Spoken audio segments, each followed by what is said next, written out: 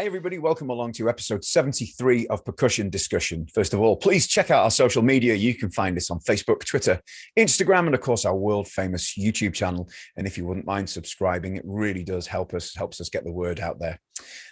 Plus, this way, it means you won't miss even any of the upcoming episodes, of which there are plenty. If you would prefer to listen on the go, you can find all of our conversations in podcast form on Spotify and Apple Podcasts. Feel free to go and download those and listen at your leisure.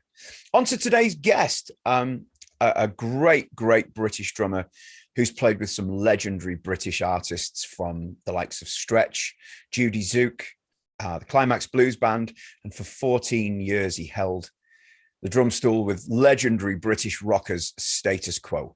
It gives me immense pleasure to welcome the wonderful drummer and the wonderful gentleman that is Mr. Jeff Rich. Jeff, thanks so much for doing this, mate. It's very kind of you. You're welcome. It's my pleasure. Yeah, and I see you're sitting behind a very gorgeous, super classic Ludwig there as well. So yeah, I keep that set up at the moment in my office. I have got a few kits, but that's been in a loft. I don't like leaving in a loft for too long. I like setting them up and then, just making sure they're in tune them. So I do use it on gigs now and again. I use it a lot for recordings. It sounds so good in the studio.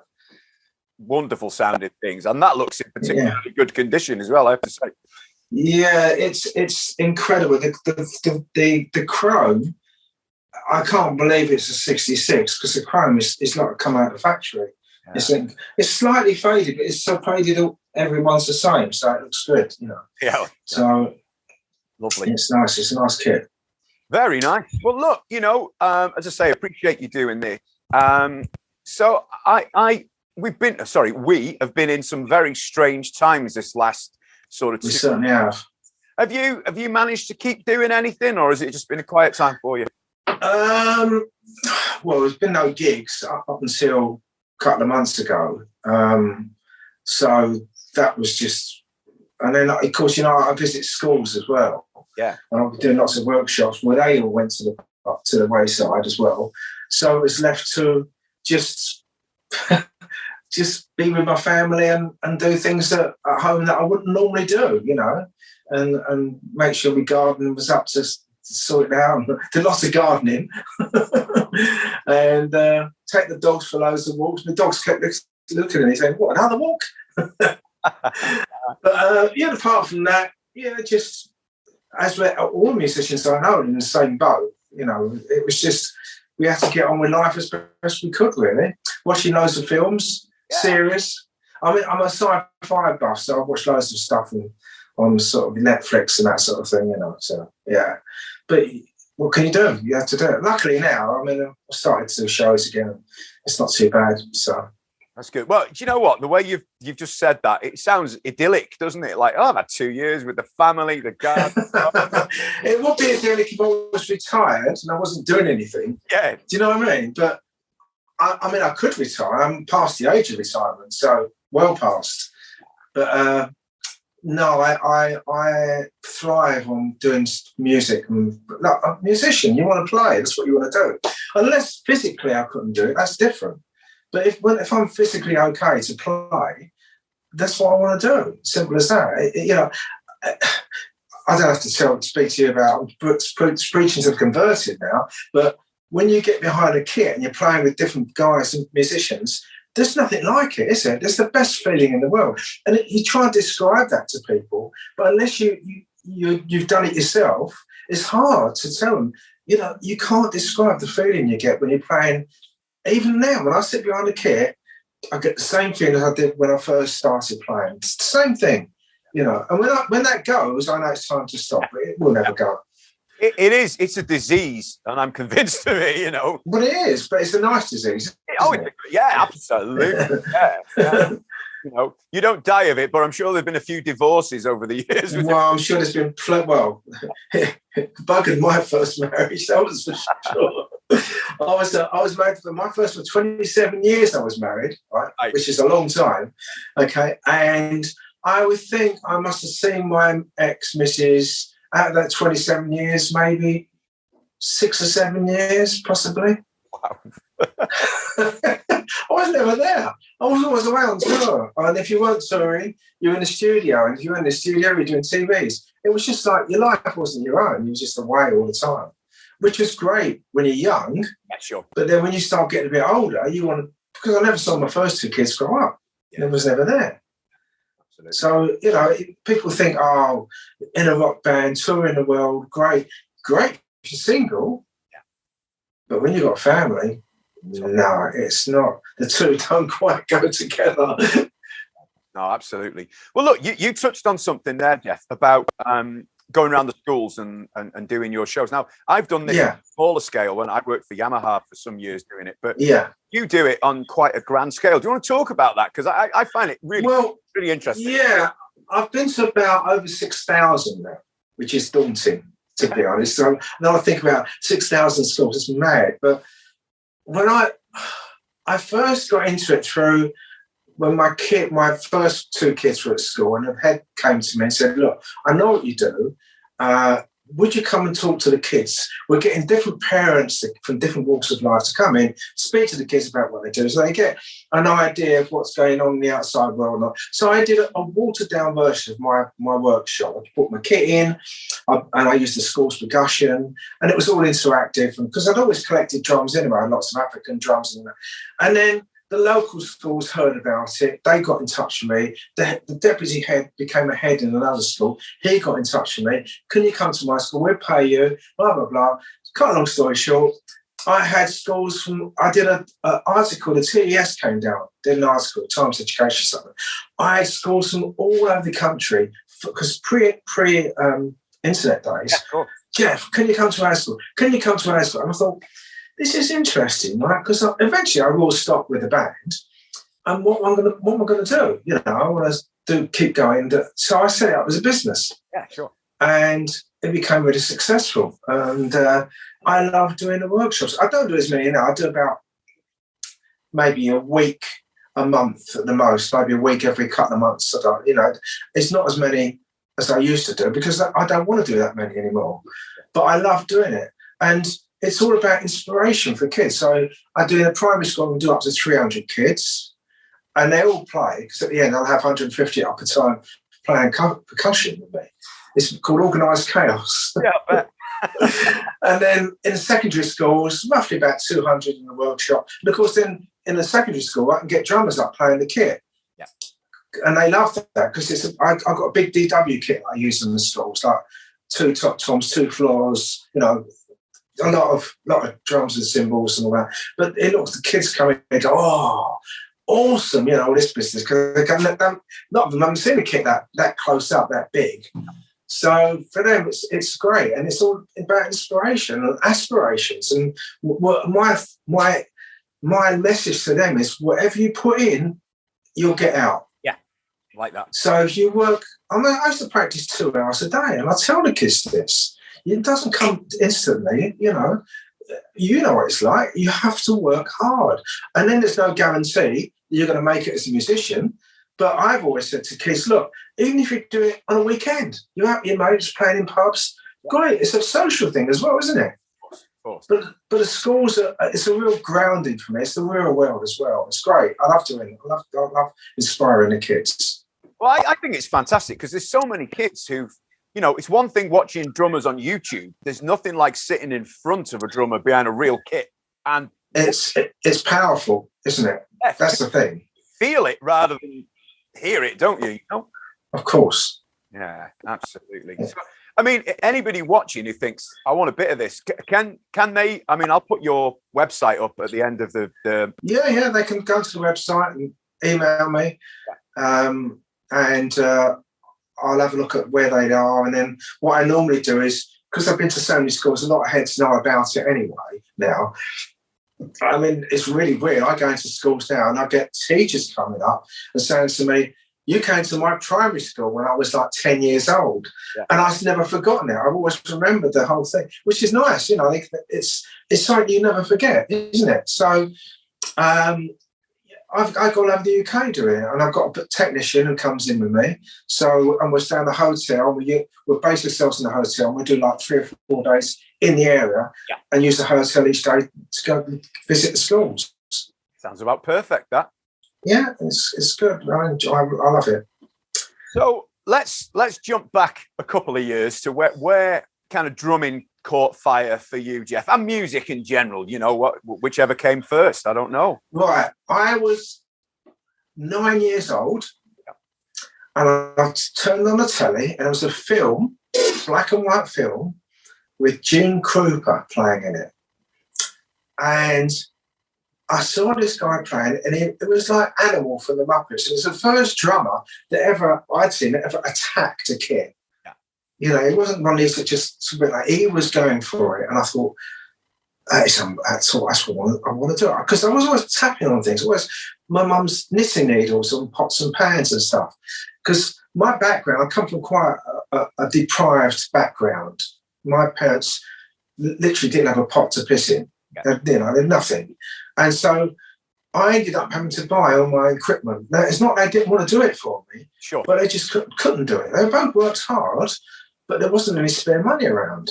So I got little jobs cleaning windows and, you know, cars and going out with a bucket and, do you want your car clean, mister? And all this business. And I saw in a shop in Hackney, where I used to live, I saw a drum for sale in the window with a little cymbal cover. It was called a cat kit.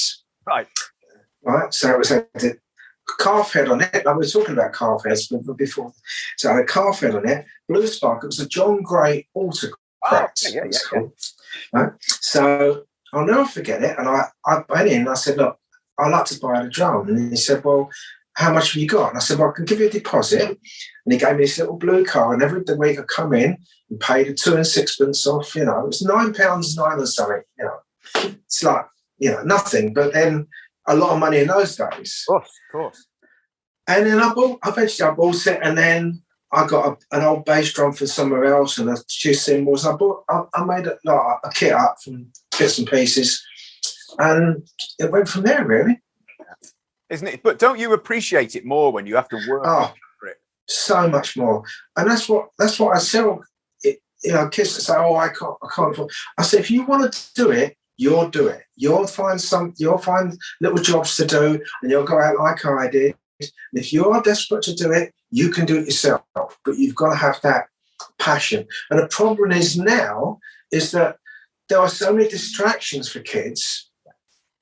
For instance, your mobile phones and laptops and God knows what, games and all this business. I've got a little boy of 12, so I know what's happening. He's a good drummer. He's a lovely drummer. He plays a bit of bass. Great. But there's so many distractions for them now. Oh. That's the thing. But you will get one or two kids that go, that's it. That's what I'm going to do. Because the thing, once it gets hold of you, that's it, isn't it? You know. Of course it is. And, you know, and it's funny because my son, who's 12, he came to me and said, I'm playing a Jeff Beck song at the moment, and then I'm doing a Hendrix song. I'm thinking, it's incredible. That music, it will never die, that stuff, because it was so good when it was first came, and it's still holding its own against all the other stuff that's around. There's still young kids that want to play that music free. Those sort of bands, you know, there's loads of young kids that want to play it. No, as you say, they're going to be around forever. Those songs, they're just simple as that, you know. But yeah, but back to the kit. So I got the kit sorted, and then from there I bought a Premier kit. You know, the one where I had the sort of it looked like wood, but it wasn't. It was like a wood covering. The mahogany Duraplast. That's the one. And I remember the top tom was the 14-inch, but not that deep. I can't remember the depth of it. And then a floor tom, kick drum and snare. But I loved the kit. I mean, it was, for me, it was the best thing ever to get that kit. And I used to play them. And I remember practicing in my bedroom. And one of the first times I ever bought was about Santana, Abraxas. Oh, yes. Yeah. So I was practicing to that, and then some of the Who stuff. And so I was but I was so lucky to come up in that era when there was Hendrix and the Who and Cream with Ginger Baker and all these fantastic bands. And I was going to see them live. I used to go down a club called the Marquee Club in London. And I saw these guys. I saw Hendrix there. I saw the Who. I saw Zeppelin with Bonham in this club. And at the time, there were bands that were just beginning to make it, you know, coming up. And the Marquee was a prestigious place to play, you know. So for me, it was unbelievable to see. And I took all those influences from me playing. That's how I got influenced by these players. You were definitely born at the right time, weren't you? Oh, so it would have been. So I was born in 53, so 63, about mid 60s onwards, I was going to the Marquee Club. Wow, that's just. I mean, when you compare it to what we've got today, it just doesn't compare, does it? Don't get me wrong. There's some great artists out there, but it's just not the same. The problem now is there aren't as many venues as well. You could go to London. I mean, I used to go to London, and there was some. I used to go to the Lyceum and go to an all-nighter in the Lyceum. I used to go to the Speakeasy in London, which was about a members club. It was fantastic. You know, Hendrix was there one night in the Speakeasy. You know, just getting up and playing. It was just unbelievable. And all these fantastic players. There's not clubs like that anymore in London. Not for musicians. That night at the Speakeasy, Vanilla Fudge weren't there as well, were they? Oh, can't remember now. It was such a long time ago. I just remember Hendrix being there. But I remember the Faces were there one night. All these Rod Stewart and all these different people. But you used to go down there because it was a drinking club, but they had a stage there, and people used to get up and play. Crazy, isn't it? Just can you imagine? Yeah.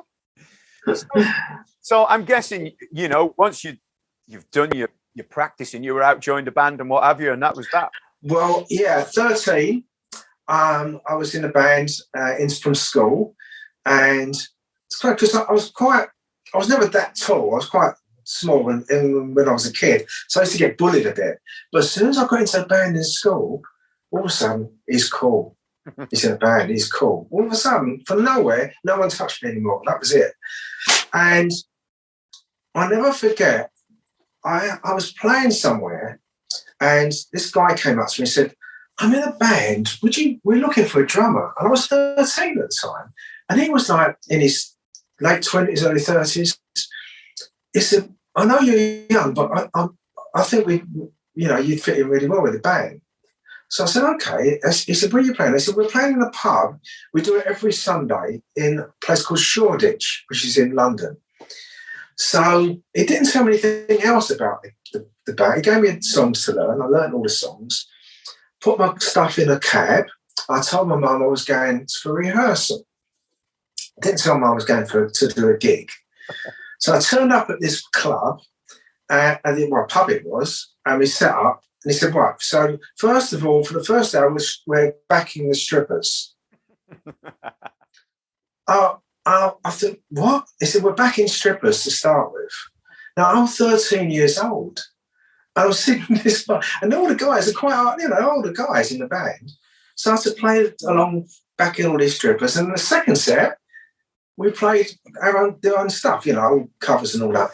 So then when I got home, my mum said, I never, ever told her what I was doing because I would never have been allowed out. But in those days, it was different, wasn't it? So, and I used to, that was a regular thing for quite a year or so. Amazing. Backing strippers and playing in pubs at 13. Oh, just can't imagine these days, can you? That just no, it wouldn't happen, would it? Really? No, you'd have child people down, whatever council would come down, and God knows what. Oh dear. But there was just nothing like that in those days. You just turn up and played, and of course I was competent to do it at 13. Yeah. So that's. Was it always in your mind that you were going to do it as a profession? Was it always there? Oh yeah, that's all I wanted to do. That's all I ever wanted to play was play music. My mum wanted me to go to university, and I was really good at English. English was my subject in school, English and history and geography. And I got my GCSEs, and then with the GCEs then, weren't they, at that time? But my mum thought I was going to start at school and do A-levels, and I said to her, I want to leave, but I don't want to do it. She was mortified. I said, I know what I want to do, Mum. I want to go out and play, you know, and do so. She said, well, you'll never make a living at it. I said, well, we'll see. And she was so proud.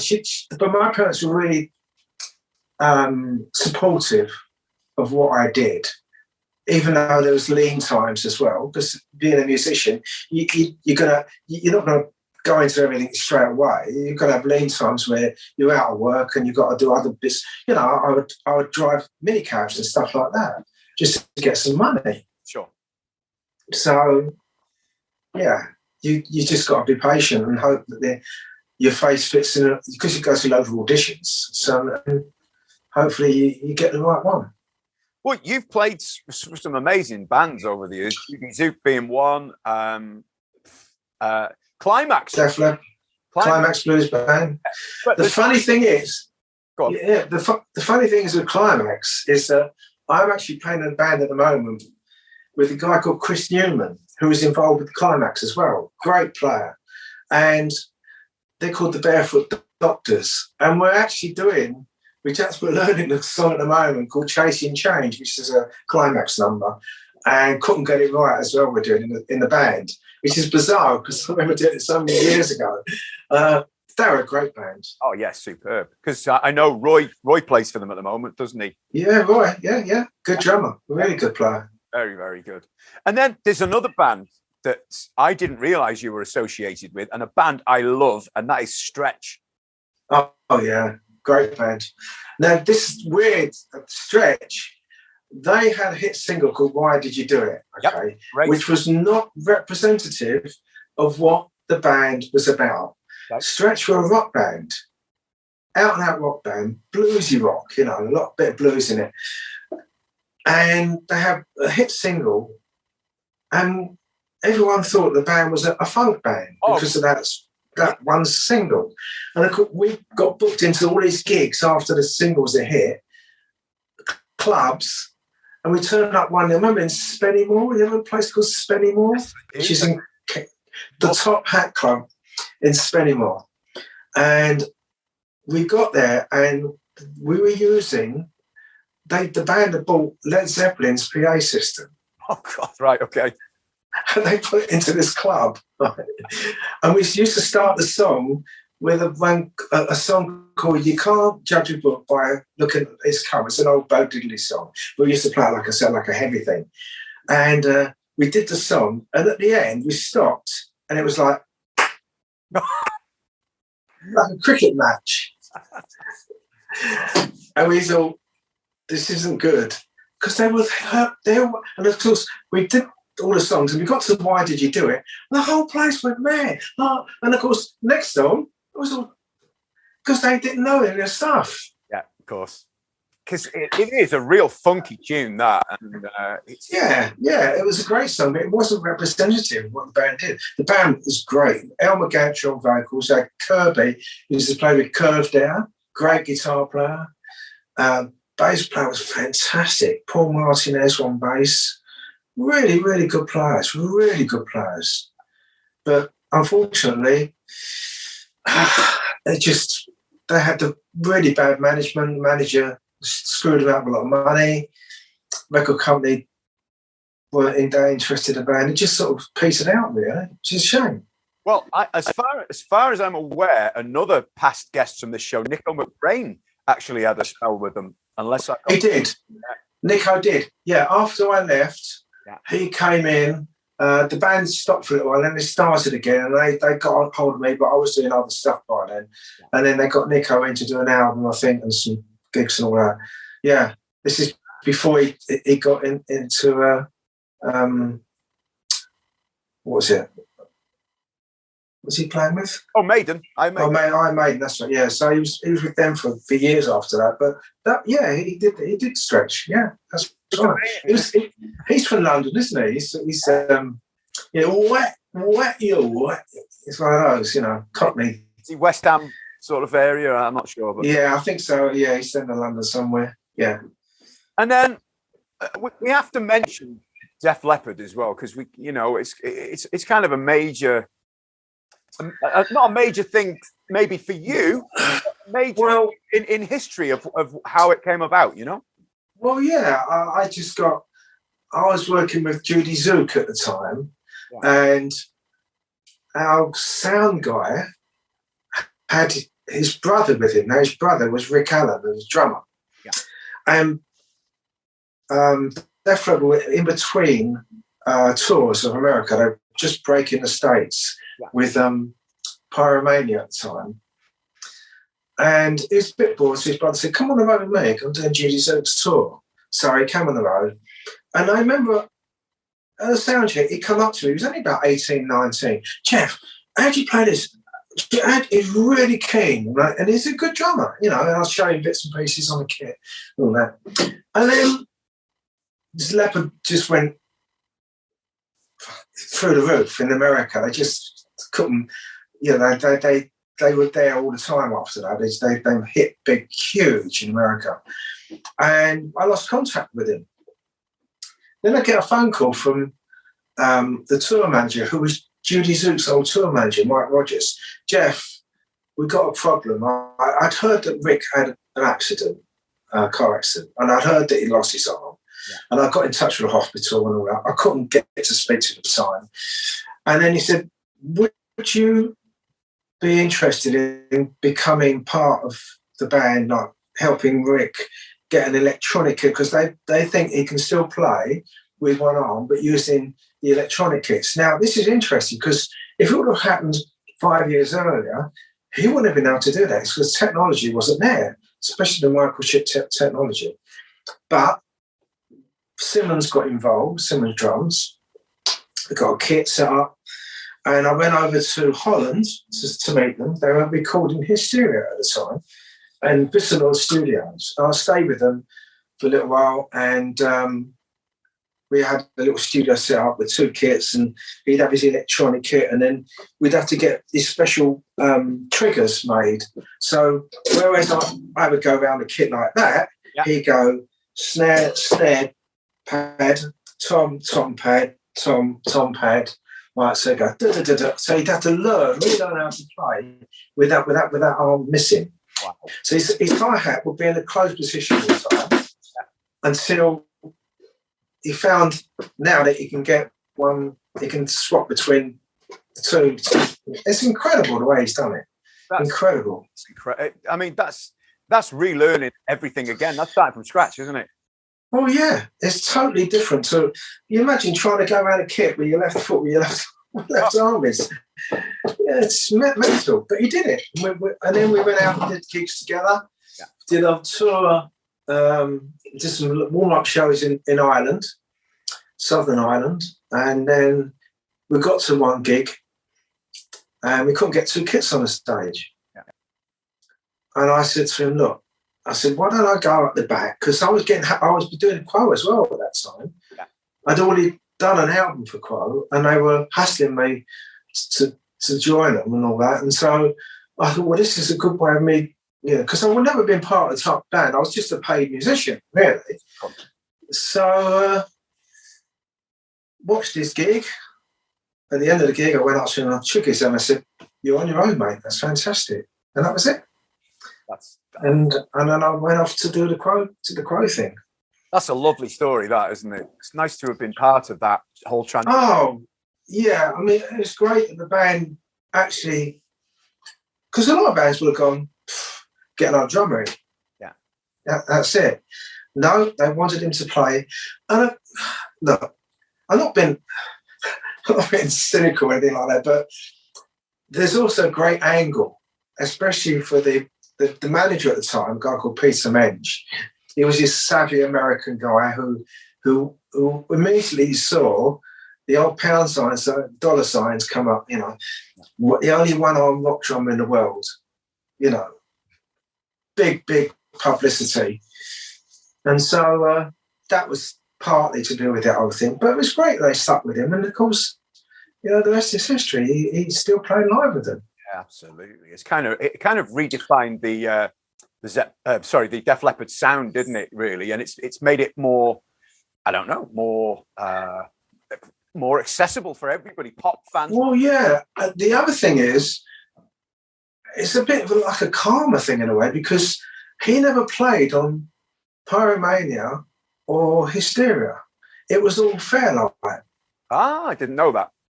Right. So that didn't affect anything as far as the band was concerned, because it was all done by the machine anyway. Right. So, and then once he could play again with this new system, now when they do record now, he actually plays on the stuff again. Good. Some of it, they might do a few with the computer, but a lot of it's just him playing now. So, in that respect, he was lucky that they'd gone down that route, if you like. It works perfectly, doesn't it? As we know, tried and tested. Well, yeah. So, course, yes.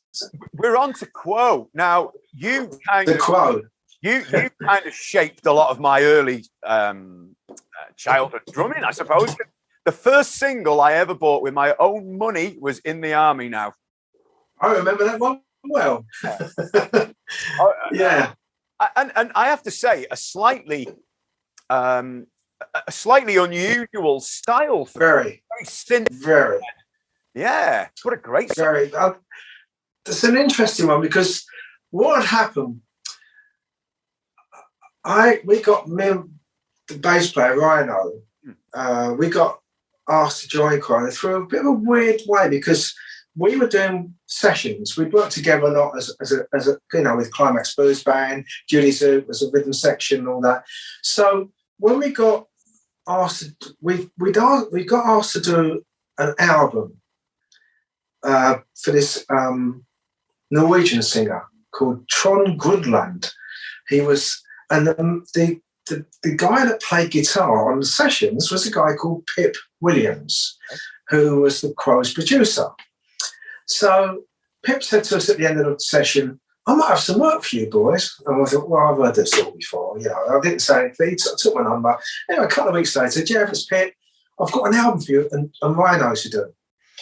It's Rick Parfitt's solo album, which incidentally never got released, but that's by the by, called Recorded Delivery. Anyway, we did the album. Great album, really good album, actually. And then at that point, Quo was they weren't going to do any more gigs. They were signed to still make albums for Polygram. So they had to do a new album. And Alan Lancaster, the old bass player, rest his soul, he's passed away, but he lived in Australia. He wouldn't come back to record. He wanted them to go. They said, no, we're not going to go to Australia. He wouldn't come back. The drummer they weren't happy with. And he'd gone. So he needed a rhythm section. So Pip said, I know the guys. These two guys he was from Rick's. So Francis wasn't too keen, right, because he hated change. We got to the first rehearsal. Francis is sitting there, playing like this, thinking, oh, God, who are these two guys? We started up. I think we started with whatever you want. Whatever you want. And we started playing. And he's gone, whoa. Because we sort of give it a kick up the arse, and it was a bit ploddy before. And all of a sudden it's like, and he's like, whoa, this is fucking great. And from there, we did rehearsals, and then we went in and did the album. Well, that number was written by two Dutch guys called Bolland and Bolland. Okay. It was a minor hit in Holland, not big, but the producer had heard it and he thought, this would be great for this album. Well, we never realised how big the record was going to be. It was number one in Germany for 6 weeks. Really? Yeah. In Russia, it was number one for about 10 weeks. Wow. And it was number one in all the countries that had conscription still. Right, okay. So Germany had conscription, Russia, Israel, all these places. It was huge. Massive, massive song. And it did well over in England as well. It did well in the chart. And of course, the album came out, and it went from there, really. I have to say, it's a great album. Calling is my favourite song on the album, particularly. But really? Yeah, I love it. Just love that song, yeah. Yeah, it's a good song. Yeah. Yeah. I had a great time with the band. And it just got to a point where as I said about the touring, I mean, I've never seen my kids grow up, and I've got some new, remarried, and got a little girl, and I wanted to be there for them. Yeah. I wanted to be there for my kids. You know, I didn't want to, be off touring away for 4 or 5 months at a time. You know, it's just that was how it was for me. You know, everyone's different. Sure. Other people think, oh, I don't care, I'm just going to be out touring. But for me and family, it's quite important. You know, and then I got into doing the school stuff as well, so that was great. And since then, it's good for me because I've done lots of stuff that I would never have done musically with other people. Because if you're in a band like Quo, you're not doing a lot of other stuff because you haven't got the time to do it. Oh, no, of course. Now, I'd like to just quickly touch on the Rock Till You Drop thing, because I remember that vividly, 4 shows in one day, you know? 4 shows in a day, yeah. And that was when I was young and fit. And we're not talking like club dates here, are we? Full on. No, we had rehearsals. We were rehearsing in Bray Film Studios. Yeah. We had 4 huge stages set up all the way around with 4 lots of identical equipment. So I had 4 kits, 4 lots of stacks and all that for different guitars, all identical. So we'd rehearse on one stage, get all the sound right, then go to the next stage, do the same thing again, and do it a whole lot. And then all that stuff will go on to different venues. And it was unbelievable. So we started off, I think the first was in Sheffield. Yeah. Then we flew up to Glasgow, I think it was. And then it was helicopter back down to Birmingham, NEC, and then again down to London, all in a day. And Chris Tarrant was with us at the time, and Cheryl Baker as well. Yeah, and they did like a whole sort of film about it and all that. But it's great. We raised $250,000 in a day for children's charities. So it was a good thing. It was great publicity for the band as well. And I mean, $250,000 is a lot of money at any point, but back then, is it 90 or 91? I can't remember exactly, but early 90s it was, yeah. Then, in fact, I've got my discs are in the other room. I've got discs on it. It was great. I mean, it's a lot of money then. Yeah. And you equate that to today's money, you're talking millions. Yeah, big time. So people were so pleased, the charities were so pleased that we did it and we raised all that money. And it was really hard. The last gig, it felt like I was dragging a moist mine up a hill by my bollocks. It's a nice analogy, isn't it? I'll use that one. Now, there's one more thing I'd like to talk about. Now, as you know, this is a drummer's channel, podcast, whatever you want to call it. Yeah.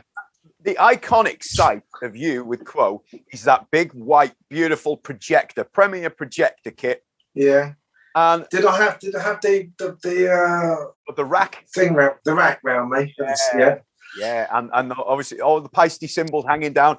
But that, I mean, you've obviously had quite a long, I don't know if romance is the right word with Premier, haven't you, from early days? Yeah. Just talk us through. I mean, that. Well, the kit. I had a great relationship with Premier because Premier were synonymous with Quo, because before me, John Cogden used Premier as well. So the band had been using Premier Johns for many, many years. So when I joined the band, I actually had a Tama kit at the time because I had to deal with Tama. But that was getting a bit of a pain because of getting parts coming out from Japan, and it wasn't easy always get parts and everything for the kits. So I was approached by Premier. I said, yeah. I went up to the factory and they said, what do you want? I told them what sort of kit I wanted. And it just went from there, really. It was great. We designed the kit that I wanted and sizes and everything, and what sort of kit I wanted. And yeah, it was really good. They bent over backwards to accommodate me, and then of course then they found this guy in America that was making these racks, but they were unusual because they were curved. They weren't just which is how my original rack was the straight thing. This was curved, the curved bar there, then another bar at the top. They were held together, and then it went into this great big metal plinth and weighed a ton. I mean, but the whole thing had a big flight case on it. Oh wow, I didn't know that. Oh yeah. So they what they do, they used to take the cymbals off, but everything else was there, and then it would just all go. It won't go over. The flight case would go at the top, on wheels, into the truck. That took a fair old chunk of space up in the truck then. Yeah. It was massive. Was it Volker or something like that? Was that the one? Yeah, Volker rack. Yeah. Greg Volker, his name was. Absolute fruitcake, nutter. He came over from California. You know, real laid back California guy. But yeah, it was great. I mean, it was really made really well. Yeah. The chromed, all chromed and everything. Lovely. So God knows where it is now. I haven't got a clue. Some in a warehouse somewhere. Probably, but for me, that your setup was pretty iconic at the time, and I remember I used to look at your rack toms. It was generally 4 across, wasn't it? And they all it looked like you'd got a ruler and put them. They would look straight almost. I was like, how the hell did you get around them? But you did. You know. I always have them slightly angled. I never have them flat. Yeah. I'd have them slightly angled, but quite close together. Yeah. So you know, and the good thing about a rack is once you've got the stuff on there, it all goes back in the same place. It's all memory locked and everything. Yeah.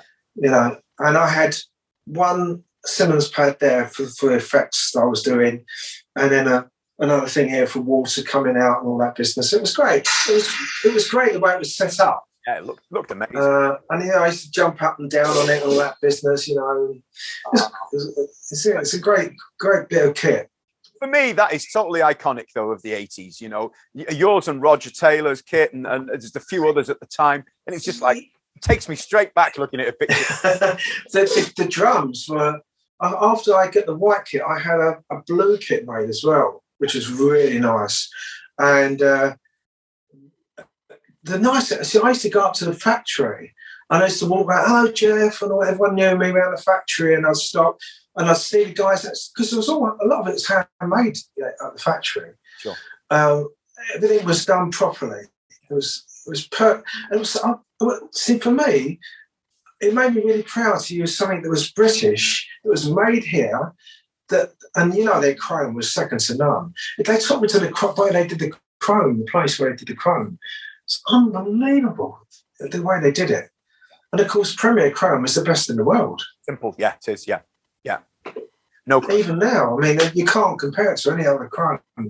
You get kits now 50, 60 years old, and the chrome looks like new. Absolutely, totally. In fact, here, I can show you. Wait a second. Oh, what you got there? Look at that. It's a Royal Ace. And a Royal Ace. So that's what, 60-ish, something like that? Yeah. Has that got the throw that goes down like that? Sort of? Certainly has, yeah. Yeah. Is it parallel action? That's it, yeah. Yeah. That's the one. Yeah. So that's an example of really good Premier Chrome. Well, I was telling you about this snare drum here.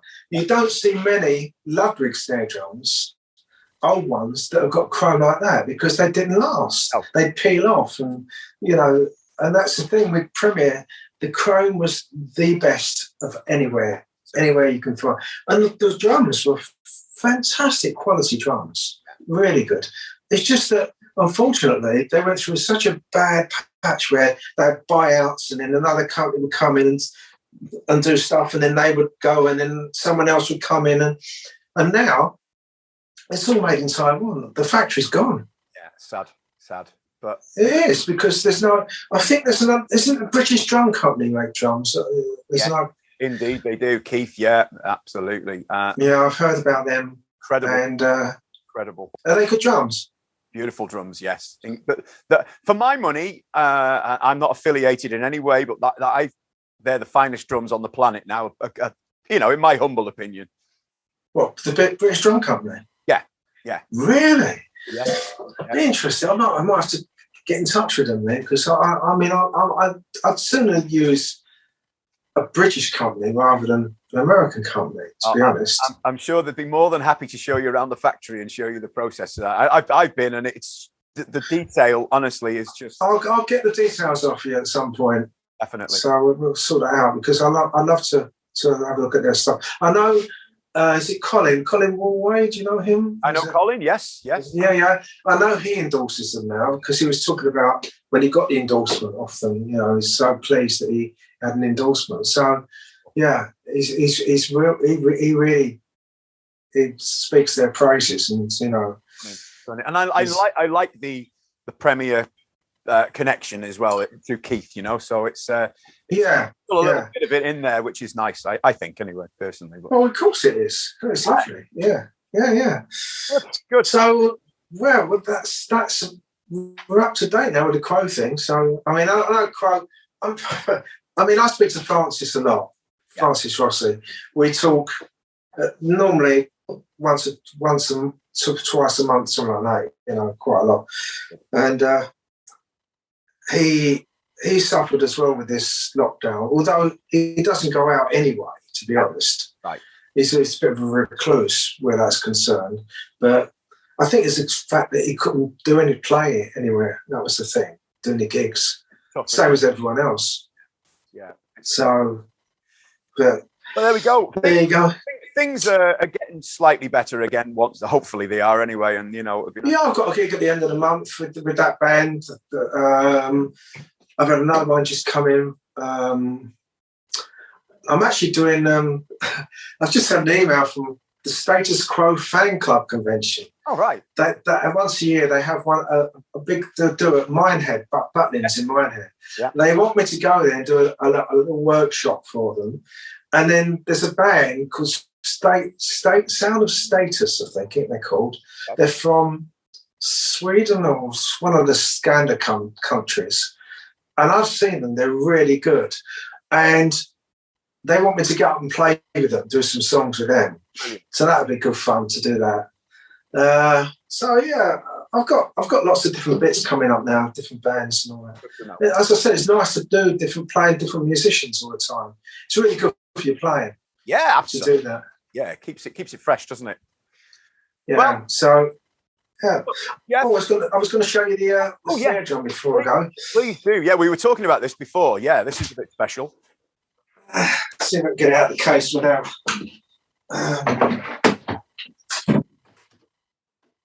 Off camera for a minute. Let's have a look. Take it round here so you can see it better. So, can you see that? So I'll turn it up to the. And we all know what that is. Yeah. So that, can you see the engraving on it? Oh yes, beautiful.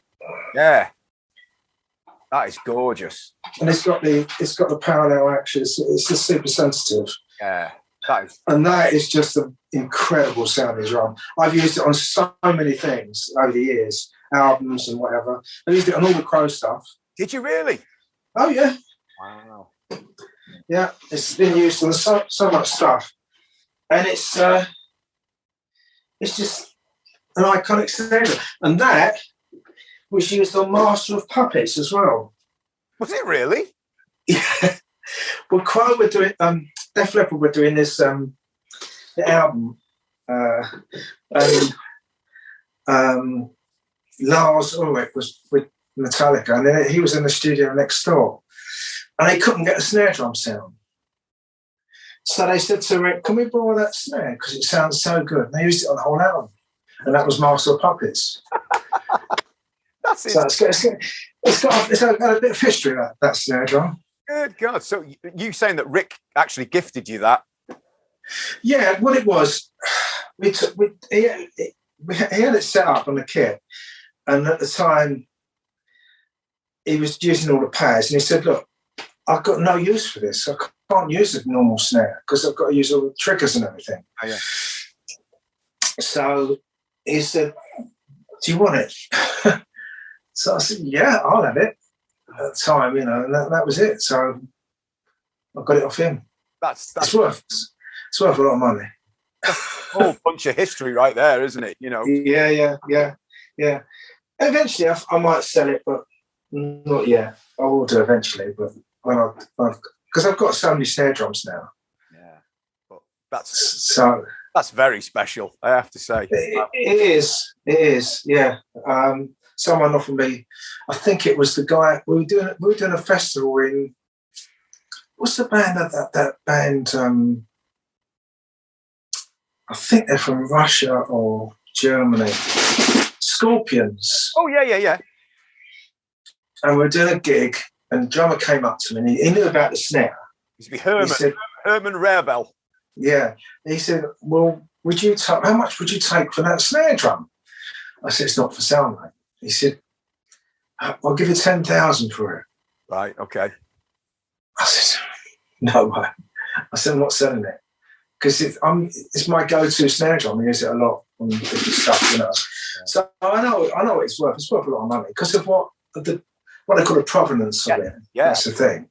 It's like if a famous guitar like Clapton was selling a guitar and it went to auction. I mean, Francis just sold his about Telecaster. He went to Bonhams. He got a couple of 100,000 for it, I think. Wow, that's amazing, isn't it? Yeah, but it's unplayable. Did you not know? No. The reason he doesn't play it anymore, or he didn't play it, was because the wood had gone soft, so it wouldn't stay in tune. Oh, right, okay. So it's just an ornament. It's just a collector's piece now, yeah. Wow. Whereas this is a playable drum. Yeah. That is something that you can use. It's an instrument you'd use all the time. But amazing. Yeah, it's a great instrument. Wow. Bit of history. So that's. Yeah. You've been a fantastic guest. Thank you so much for giving up your time. You're welcome. Totally fascinating. It really is. And it's been a pleasure chatting to you. So thank you so much. I've really, really enjoyed it. So great. Thanks very much. Hopefully we'll see you soon. Thanks very much, mate. Yeah. Take care now. Thank you. All right. Bye.